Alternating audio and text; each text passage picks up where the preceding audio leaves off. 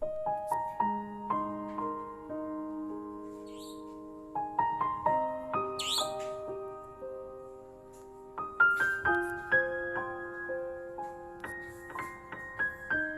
ini kita akan masuk ke wilayah taubat. Kita harus merenung saat ini. Kalau kita ini punya dosa, jangan sampai ada di antara kita menjadi orang yang sombong, tidak pernah merasa punya dosa. Dan ingat, semua dosa yang dilakukan seorang hamba itu jika belum diampuni oleh Allah saat di dunia, maka dosa itu akan ditemui mulai di alam barzah hingga sampai masuk neraka. Dosa itu banyak sekali sebabnya. Dosa mata kita, dosa telinga kita, dosa lisan kita, dosa anggota tubuh kita, bahkan hati kita pun punya dosa. Dosa yang tersembunyi yang mungkin orang tidak melihat, dan itu pembahasannya nanti khusus bagaimana kita membersihkan hati kita.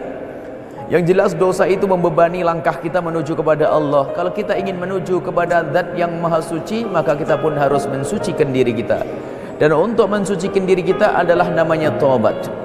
Dan kita tahu dan sadar kita itu banyak dosa dan selalu melakukan dosa, akan tapi Allah Maha Kasih telah membuka pintu taubat untuk kita. Orang yang bertakwa bukan orang yang selalu melakukan kebaikan-kebaikan saja. Orang yang bertakwa bukan orang yang hanya menjalankan ibadah-ibadah saja, akan tapi orang yang bertakwa diantaranya adalah di saat mereka melakukan kesalahan bergegas untuk kembali kepada Allah untuk melakukan taubat. Bertobat kepada Allah adalah cara mensucikan diri kita. Dan mari kita sejenak memikirkan, merenungi diri kita sendiri. Selagi ada pintu tobat, kenapa tidak kita masuki pintu tobat tersebut? Takutlah kepada Allah. Kita tidak tahu sampai kapan umur kita.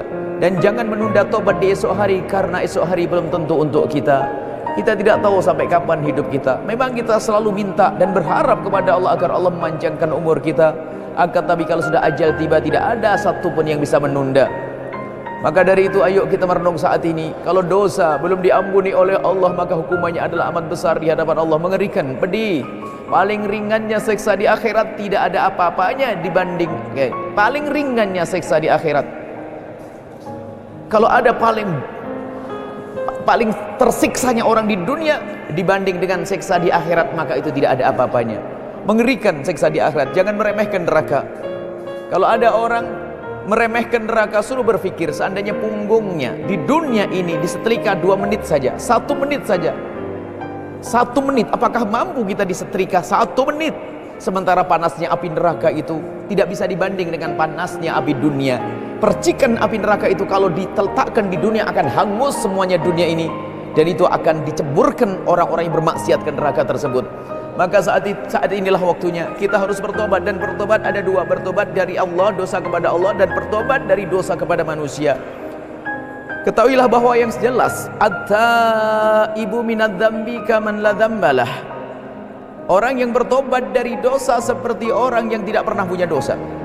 At-taibu minadz-dzambi kaman la dzambalah. Orang yang bertobat dari dosa seperti orang yang tidak pernah punya dosa.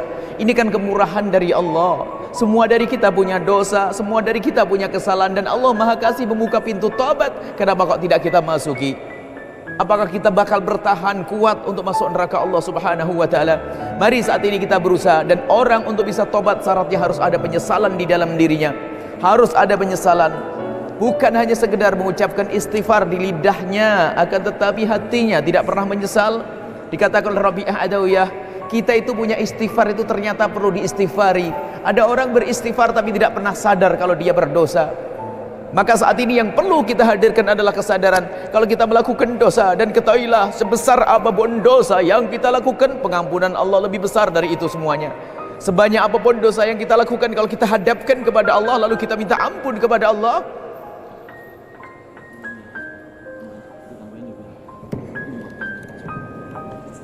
sebanyak apapun dosa yang kita lakukan, kalau kita memohon ampun, Allah akan berikan pengampunan. Allah cinta kepada orang yang bertobat. Innallaha yuhibbut tawwabin. Orang senang dengan orang yang melakukan tobat. Dan tawwab itu maknanya apa? Bukan sekedar tobat sekali lalu selesai. Ada tobat itu ada tingkatannya. Ada orang bertobat dari dosa gede, bertobat dari berzina, bertobat dari mabuk, bertobat dari meninggalkan sholat. Ini tobat dari dosa besar. Nanti ada tobat tingkatannya lebih tinggi lagi, tobat dari dosa kecil. Bahkan nanti ada orang bukan dosa tapi merasa salah kepada Allah Subhanahu wa taala. Itu pangkat tinggi lagi para kekasih Allah. Misalnya apa? Yang biasa sholat subuh berjamaah, tak taunya waktu itu terlambat. Padahal menurut jumhur ulama misalnya, yang menganggap bahasanya sholat subuh berjamaah adalah sunnah yang dikukuhkan atau fardu kifayah. Biarpun menganggap dirinya sunnah itu sunnah, akan tapi dia merasa menyesal dan dia beristighfar banyak. Atau orang yang biasa bangun malam, kemudian malam itu kok ternyata dia tidak bangun malam, di pagi hari menyesal, bahkan mungkin ada tetesan air mata, dia menyesal kenapa tidak bisa bangun malam. Lah ini tobat tingkatan tinggi lagi. Jadi tobat itu ada tingkatan-tingkatan. Intinya agar orang bisa bertobat, maka yang harus kita hadirkan adalah penyesalan. Dan orang tidak akan bisa menyesal kecuali sadar kalau dia berdosa. Orang tidak akan bisa sadar kalau dia berdosa kecuali kita merenung. Maka merenung inilah muqaddimah kita bertobat. Coba Anda berpikir, mata Anda gunakan untuk apa dalam hari kemarin atau minggu yang lalu? Telinga Anda mendengar apa? Lisan Anda berucap apa? Anggota tubuh Anda, dan Anda melakukan dosa di mana? Ini harus kita hadirkan bahwasanya kalau itu semua dosa-dosa belum diampuni oleh Allah, maka Allah akan menghukum kita di alam barzah. Di alam barzah dihukum sebelum kita akan tersiksa di padang mahsyar. Kita membawa dosa-dosa, naudzubillah. Kemudian dia menyeberang Shirathul Mustaqim, terbebani dengan dosanya, maka akan keceburkan neraka jahanam. Dan di neraka jahanam adalah hukuman yang sangat pedih dari Allah Subhanahu wa taala. Maka mumpung masih ada kesempatan, dan beruntunglah kita bisa berkumpul seperti ini untuk bisa saling mengingatkan, takutlah kepada Allah. Dosa yang kita lakukan ada cara untuk menghapusnya, yaitu dengan cara bertobat, memohon ampun kepada Allah Subhanahu wa taala, dan tanyakan kepada diri Anda sendiri, pernahkah Anda di saat Anda sendiri kemudian bermunajat, memohon kepada Allah, memohon ampun kepada Allah, kemudian pernah dibarengi dengan tetesan air mata rasa takut kepada Allah? Tanyakan diri Anda sendiri. Pernahkah kita melakukan yang demikian? Ingat, kullu ainin bakat yaumal qiyamati ila ainun bakat min khasyatillah. Semua mata ini nangis nanti di akhirat, pedih, mengerikan di padang mahsyar nanti. Mata ini semuanya bakal nangis kecuali mata-mata yang di dunia pernah menangis karena takut kepada Allah Subhanahu wa taala. Tanyakan diri Anda sendiri saat ini, pernahkah kita memohon ampun kepada Allah dengan serius, dengan penuh penyesalan, lalu tiba-tiba meneteskan air mata? Dan ketahuilah, air mata itu penghapus dosa-dosa kita. Sungguh Allah Maha Pengampun. Dan ketahuilah, yang menjadi masalah adalah kadang kita ini sombong seolah-olah tidak pernah punya dosa.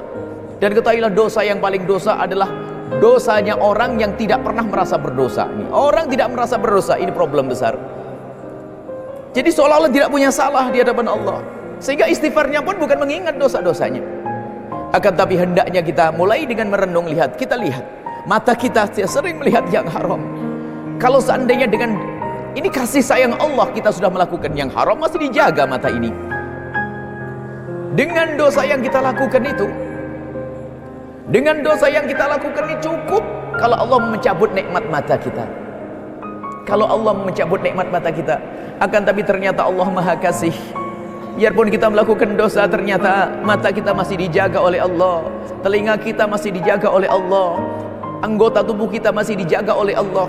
Maka dari itu, mumpung masih ada kesempatan, segeralah kita ayo kembali kepada Allah untuk bertobat, memohon ampunan kepada Allah Subhanahu wa taala. Dan sungguh Allah Maha Pengampun.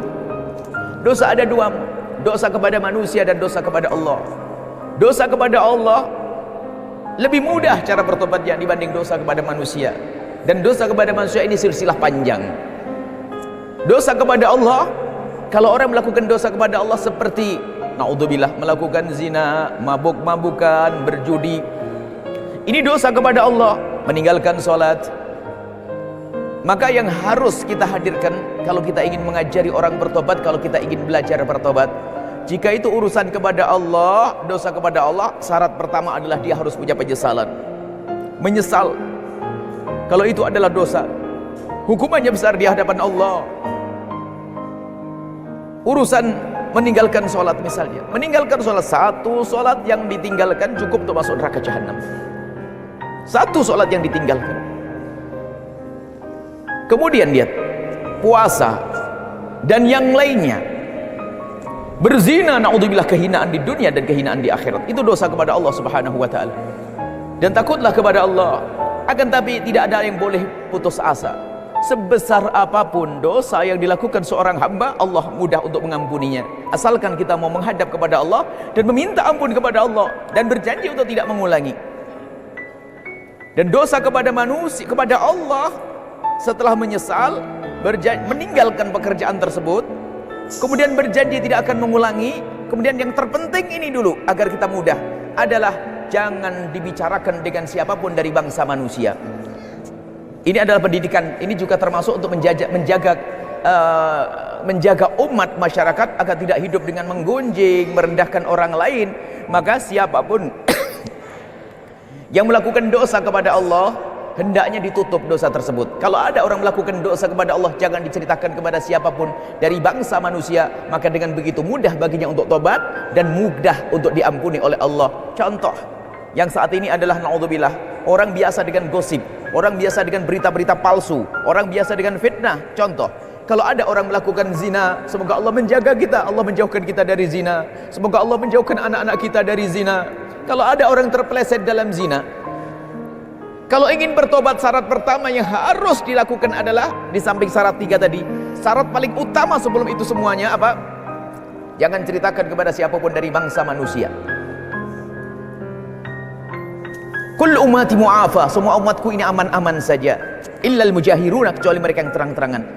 Dalam riwayat bizina, kecuali mereka itu terang-terangan dalam maksiat, termasuk dalam adalah zina. Sangat dungu dan bodoh orang bermaksiat melakukan zina di tengah malam, esok harinya dia bercerita kepada manusia. Itu yang tidak diampuni oleh Allah Subhanahu wa taala. Maka siapapun yang pernah melakukan dosa, jangan ceritakan kepada bangsa manusia, agar mudah dia bertobat, agar dia tidak direndahkan di masyarakat, agar dia tidak dikucilkan lagi oleh masyarakat. Dan ini pendidikan. Sampai suatu ketika, lihat pendidikan indah dari Nabi. Suatu ketika ada seorang Ma'is berkata, "Ya Rasulullah, halaktu wa qad zanaitu." Ya Rasulullah, aku kepleset, aku melakukan zina. Bagaimana pendidikan Nabi? La'allaka labasta, mungkin kamu hanya bersentuhan saja. Tidak ya Rasulullah, aku melakukan zina. La'allaka qabbalta, mungkin kamu hanya mencium saja. Tidak ya Rasulullah, aku melakukan. La'allaka fakhatta, mungkin tidak sampai masuk. Tidak ya Rasulullah, aku benar melakukan. Nabi berkata, hal fi aqli syai', apakah otaknya ini benar orang ini? Sehat ya Rasulullah, baru dihukum. Lihat pendidikan dari Nabi. Datang ke Nabi bercerita tentang perzinaannya, Nabi mengajari agar ditarik kembali, ditutup. Jangan cerita ke orang. Termasuk khususnya para pembimbing dan sebagainya di masyarakat, mungkin ada orang yang kepleset zina. Namanya manusia kepleset. Pertama kali kalau kita ingin memberikan pendidikan kepada dia, tutup. Jangan boleh ada yang tahu. Termasuk mungkin naudzubillah sekarang ini masyarakat ngeri itu. Kita dengar informasi SMP, SMA orang ada hamil di luar nikah. Semoga Allah menjaga anak-anak kita dari kehinaan itu. Kalau ada orang misalnya kepleset dalam zina lalu hamil luar nikah, bagaimana kita upayakan sampai anaknya sendiri tidak tahu kalau ibunya berzina? Masyarakat tidak boleh tahu kalau dia berzina. Ini tugas semuanya dari kita. Sebab kalau misalnya perzinaan ini sudah tersebar, misalnya seorang perempuan diketahui kalau dia adalah pezina, susah baginya untuk tobat. Kenapa? Orang lain memandang dia picik. Kedua, bisa jadi perempuan ini menjadi putus asa. Kalau sudah putus asa, orang pun sudah tahu kalau saya pezina mau ngapain, terserah mau zina dengan siapa saja. Putus asa. Akan tapi pendidikan dari Nabi, la'allaka la'alla, agar ditutup dan awas. Kita tidak boleh kita bukan hanya tugas kita menjaga diri kita agar tidak terjerumus dalam zina. Ternyata lebih penting dari itu juga adalah jangan biasa membicarakan orang berzina. Jangan biasa membicarakan orang berzina, naudzubillah. Dosa membicarakan orang berzina sama pelaku zina itu sendiri hina dan rendah, membuka aibnya orang. Kadang kita senang, si fulan selingkuh, si fulan selingkuh. Ini pendidikan dari mana? Bahkan mungkin bagaimana di sebuah kampung orang melakukan zina, satu kampung tahu semuanya. Ditutup. Kita punya kewajiban menutup. Dan ketahuilah, jika anda menutup aibnya orang, maka Allah akan menutup aib anda nanti di akhirat. Anda tidak akan diseksa oleh Allah Subhanahu wa taala. Ini juga pendidikan dalam masyarakat untuk mengajari orang bagaimana bertobat. Mungkin orang kepleset dalam segala kemaksiatan, tapi ingat, tolong mereka dengan keindahan, tolong mereka dengan kelembutan. Jangan sampai orang melakukan zina malah dia terpuruk. Bahkan kalau perlu anaknya, kalau ada orang hamil di luar nikah, kalau perlu anaknya tidak mengerti kalau ibunya dulu pernah berzina. Memang ada semacam keyakinan kalau ibunya pezina, anaknya jadi pezina. Oh enggak, anaknya bisa menjadi waliullah, anaknya tidak dosa, anaknya tidak kesalahan. Hanya permasalahannya adalah kadang seorang anak ini putus asa karena merasa terpuruk ibunya pezina. Karena tahu ibunya pezina, maka dia pun tidak takut lagi untuk melakukan zina. Karena apa? Ibu saya juga begitu, ngapain saya tahan-tahan? Ibu saya juga rendah, saya pun tidak ada masalah menjadi orang rendah. Maka ini begitu pentingnya pendidikan untuk tobat ini. Jadi tobat urusan dosa kepada Allah, hendaknya pertama adalah bagaimana dosa itu ditutup, tidak boleh diceritakan kepada siapapun. Dan ada ilmu tobat nanti. Ilmu tobat macam-macam. Untuk zina ditutup, minuman keras ditutup. Ada orang tobat dari minuman keras, tapi kalau bercerita masih bangga. Oh, kalau saya tuh biasa 6 botol. Gak perlu berbangga, merasa malu, merasa malu. Kalau sudah bertobat ketahuilah, biarpun dia pelaku pezina, pemabuk, kemudian pelaku segala macam kejahatan, kalau sudah bertobat ketahuilah, at-taibu minadz-dzambi kaman la dzambalah, orang yang bertobat dari dosa seperti orang yang tidak pernah melakukan dosa. Ini yang harus kita hadirkan, mendidik masyarakat kita untuk bertobat dengan cara yang benar. Kadang orang ini kalau salah berguru dalam bertobat repot. Misalnya kita pernah mendengar suatu ketika ada orang, mohon maaf jika ada kejadian yang serupa di sini, bukan kami menunjuk kejadian tersebut. Misalnya ada orang mau tobat, tiba-tiba, oh kamu harus dirajam atau dicambuk. Berzina misalnya. Hukum cambuk, hukum rajam itu yang menegakkan hanya hakim pemerintah. Orang per orang tidak boleh. Bahkan kalau ada orang, begitu pentingnya pendidikan ini.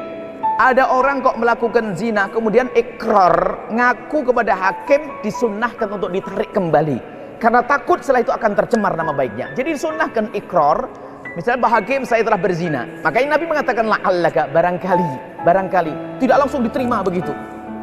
Jadi dianjurkan untuk menarik pengakuannya. Sehingga beda misalnya kalau ada orang zina muhson, orang yang pernah menikah kok berzina, hukumannya dirajam sampai mati. Itu dibedakan jika ada orang melakukan zina ditemukan oleh saksi dengan melakukan zina dengan ikrar, pengakuan. Kalau ditemui oleh saksi, diikat. Karena harus sampai mati. Tapi kalau dengan ikrar pengakuan dengan dirinya sendiri, tidak diikat. Karena apa? Barangkali saat itu kemudian mengatakan, aku bohong, aku tidak melakukan. Jadi untuk melakukan zina hendaknya ditutup. Begitu indahnya dalam Islam. Tidak boleh orang seenaknya mengatakan dia berzina. Kalau ada 1 orang atau 2 orang, 3 orang melihat orang berzina dengan matanya sendiri, melihat kelihatan, mohon maaf, keluar masuknya itu kelihatan dengan matanya, lalu datang ke hakim mengadu, Pak Hakim, Pak Polisi, saya melihat orang berzina di rumah saya, itu kelihatan, bahkan mungkin di foto dan sebagainya. Apa kata hakim? Kamu dicambuk. Karena apa? Kamu hanya dengan 3 orang. Sebab perzinaan, kalau mau orang menangkap perzinaan dengan 4 saksi. Lihat dalam Islam, kalau hanya 3 orang yang dicambuk adalah yang melihat tadi. Dicambuk malahan, qadhaf namanya nanti. Dicambuk karena kurang 1 saksinya. Jadi begitu ditutupnya. Bagaimana orang berzina diketahui 4 saksi? Dalam sejarah tidak pernah ditemukan orang berzina itu dihukum karena saksi. Kalau ada orang berzina dilihat oleh 4 orang kan mungkin di alun-alun atau di perempatan jalan. Akan tapi tidak ada, yang ada adalah ikrarnya Ma'is, ikrarnya Ghamidiyah, seorang wanita dari sahabat Nabi, ada seorang sahabat Nabi, pengakuan. Kalau dari saksi tidak ada. Sekarang kadang-kadang orang menyebarkan video, naudzubillah, menyadap, kadang-kadang diedit, menfitnah perzinaan, naudzubillah. Ini dosa besar di hadapan Allah Subhanahu wa taala. Kalaupun ada orang melakukan zina, hendaknya ditutup.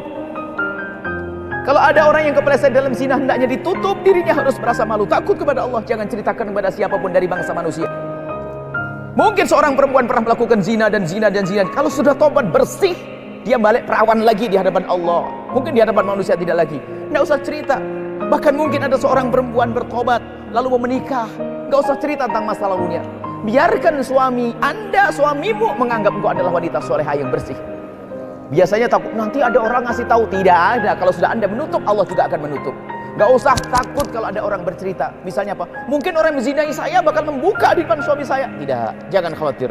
Selagi engkau berkeinginan menutup, maka Allah lah yang akan menutup.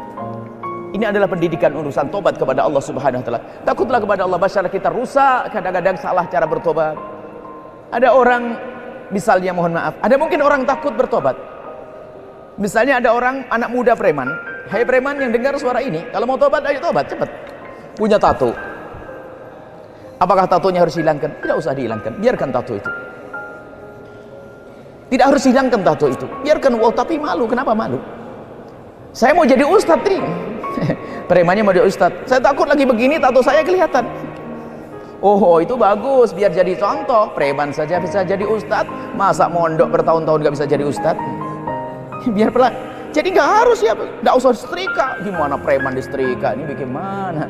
Nggak usah, biarkan begitu saja. Nggak apa-apa, tidak wajib dihilangkan. Ini ulama menjelaskan semacam itu. Karena itu sudah tertanam di dalam kulit, tidak akan mengganggu wudhunya. Hanya mungkin risih dipandang orang, itu lain cerita. Dan kalaupun harus operasi, tentunya dengan sesuatu yang tidak menyakitkan, tidak membahayakan, tidak menjadikan dia pertayamum. Ada 5 hal nanti. Baik, intinya apa? Kalau ingin bertobat ternyata sangat mudah. Dan mari kita buka pintu tobat.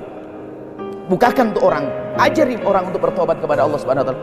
Khususnya dosa kepada Allah tadi, kepada Allah cara tobatnya adalah sangat mudah. Anda diam, jangan cerita kepada siapapun. Mungkin kita melakukan dosa di saat sendiri, tapi ingat jangan cerita kepada manusia. Manusia tidak bisa beri maaf. Yang ada manusia itu apa? Hanya merendahkan kita. Kemudian lain lagi, tobat kepada manusia. Ini tobat kepada Allah dan tobat kepada manusia. Insya Allah pada silsilah berikutnya kami akan hadirkan bagaimana tobat dengan manusia itu lebih susah lagi. Kalau sudah tobat dengan manusia, panjang ceritanya. Maka dari itu ya, jangan suka membuat kesalahan dengan manusia. Tapi sekarang kita sempurnakan tobat kepada Allah dulu. Ambil waktu yang tepat di malam hari untuk Anda merenungi dosa Anda. Dosa Anda sebut di depan Allah. Ingat, kalau perlu catat. Dosa mataku, aku di sana kemarin sore melihat perempuan, auratnya kebuka. Aku melihat ini, aku melihat itu. Ketahuilah kalau itu tidak kita hadapkan kepada Allah, akan muncul nanti di akhirat. Dan jangan ragu, sebesar apapun dosa yang Anda lakukan, Allah Maha Pengampun. Pengampunan Allah lebih besar daripada dosa kita. Permasalahan kita adalah kita tidak serius di dalam bertobat. Tobat yang serius, tobat dari bermacam-macam hal. Allah Maha Kuasa. Walladzina jahadu fina lanahdiyannahum subulana. Yang betul-betul mencari Allah akan dikasih petunjuk. Mungkin tobat dari bisnisnya. Saya punya bisnis haram semuanya. Allah Maha Kaya, bisa mengayakan Anda dengan yang halal kok. Tinggal kita mau atau tidak. Hijrah menuju kemuliaan apapun. Jadi tobat itu mudah kalau kita ingin kembali kepada Allah Subhanahu wa taala. Maka pintu tobat itu harus kita masuki. Ayo sekarang pulang masing-masing. Dan kemudian jangan sibuk mencari dosanya orang lain, tapi sibuklah mencari dosamu sendiri. Sebab kalau sudah orang sibuk mencari dosanya orang, nggak ketemu dosanya sendiri. Jangan mikir dulu dosanya orang, pikir dosa kita sendiri. Bagaimana mata kita, telinga kita, kemudian apa yang ada di hati kita. Perasaan nggak buruk kepada seseorang, benci kepada seseorang, dendam kepada seseorang, dengki kepada seseorang. Ini dosa tersembunyi di hati kita. Mungkin orangnya kelihatan ahli sujud. Mungkin kelihatan orangnya menangis saat membaca Al-Quran, akan tapi ternyata hatinya kropos karena penuh kebencian. Itu dosa batin, dosa tersembunyi di dalam hati, yang itu lebih besar daripada dosa zahir. Mungkin ada orang melakukan zina, itu zina zahir. Zina itu adalah maksiat zahir dan dosanya sangat besar. Akan tapi kita menghinakan orang tersebut, ternyata ini juga besar karena itu penyakit di dalam hati. Maka dari itu mari kita perhatikan diri kita sendiri. Jangan ngurusi dosanya orang lain dulu, akan tapi coba dosa kita sendiri. Kemudian kita merenung sampai kita menitikkan air mata. Cobalah di tengah malam, waktu tidak ada orang, waktu Anda sendiri kepada Allah. Dan jadilah Anda orang yang takut kepada Allah. Bagaimana jika ternyata dicabut nyawa kita dan kita belum diampuni oleh Allah Subhanahu wa taala. Tiba-tiba dicabut nyawa kita, ternyata dosa kita masih banyak. Semua dosa yang belum diampuni oleh Allah saat kita di dunia, maka itu dosa akan tampak nanti di akhirat. Ingat, kalau sudah begitu, kita itu semuanya sama di hadapan Allah. Pintunya sama, Anda punya pintu menuju Allah. Allah membuka pintu lebar untuk tobat kepada kita semuanya. Maka jangan Anda tinggalkan pintu Anda. Jangan tunda esok hari, jangan tunda minggu depan, jangan tunda tahun depan. Hari ini kita pulang ke rumah masing-masing. Mulai dari setiap kita duduk di kursi kantor, meja kantor kita merenungi dosaku. Mungkin kita sering mengambil yang haram, mungkin kita selalu menggunjing, mungkin ketahuilah, takutlah kepada Allah. Jika ternyata waktu bermaksiat dicabut nyawa kita, itulah orang mati su'ul khatimah dan mungkin tidak punya iman. La yazni zani hina yazni wa huwa mu'min. Kalau seorang melakukan zina, tidak ada saat itu beriman, imannya sudah ditanggalkan. Kalau mati saat itu, itulah su'ul khatimah. Wala yasrabul khamra syaribu wala yasriku sariku hina yasrik wa huwa mu'min. Seorang pencuri waktu mencuri itu ditanggalkan imannya. Maka dari itu, ayo kita bareng-bareng. Jadi kalau orang sudah mikir dosanya sendiri, nggak punya kesempatan merendahkan orang lain, nggak punya kesempatan merendahkan orang lain. Anda duduk di rumah, Anda punya di masing tengah malam khususnya, Anda harus punya waktu untuk tafakur. Maka termasuk kerjaan penting bagi kita merenung dosa-dosa kita. Semua punya dosa. Paling bahaya kalau orang merasa tidak punya dosa. Jangan ngurus dosanya orang lain.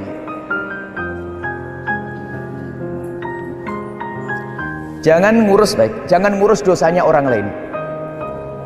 Nah, kalau sudah orang ngurus dosanya orang lain, maka yang sibuk adalah kekotoran hati kita, yang sibuk hati kita, sehingga merendahkan orang lain. Si fulan begini, si fulan begini, si fulan begini. Kita tidak tahu, mungkin orang itu melakukan kehinaan dosa. Akan tapi ketahuilah, mungkin di tengah malam sudah menangis. Kita ini loh, pernahkah Anda menangis kepada Allah? Tanyakan diri Anda sendiri. Pernahkah Anda menyesal? Pernahkah Anda merasa bahwasanya saya ini melakukan dosa ini, dosa itu? Alangkah banyaknya orang tertipu dengan amal baiknya. Khususnya yang punya kebaikan, hati-hati. Yang punya sholat malam, yang punya tahajud, yang punya hafalan Quran, banyak tertipu seolah-olah amalnya sudah menghantarkan ke surga, sehingga dengan dosanya pun tidak pernah direnungi. Mungkin tidak pernah menangis di tengah malam kalau dia mengadu kepada Allah Subhanahu wa ta'ala.